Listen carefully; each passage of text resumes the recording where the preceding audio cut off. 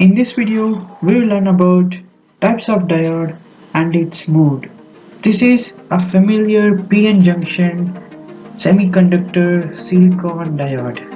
It has a threshold voltage of 0.5 to 0.7 volt. So this PN junction diode operates on a forward bias mode. Moving on to the next one is the Zener Diode. It operates on a reverse bias mode.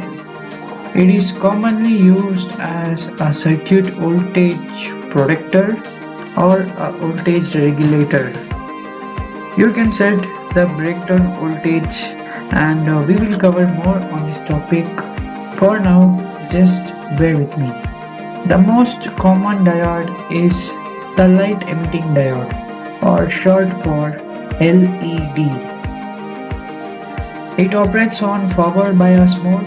When the voltage is applied to it, it simply emits light, and this light is of a suitable wavelength.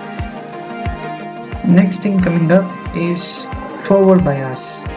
So a silicon diode generally has a threshold of 0.7 volt.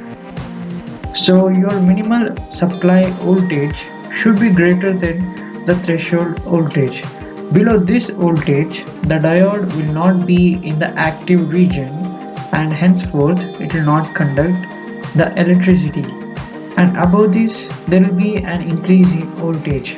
And this change in voltage point where the voltage gets increased is known as a knee voltage or a cut-in voltage. In the reverse bias, the point where the voltage varies rapidly is known as the breakdown voltage. Breakdown voltage is nothing but it is the amount of threshold we are setting to the diode to be able to get into active region when a suitable voltage is applied to it.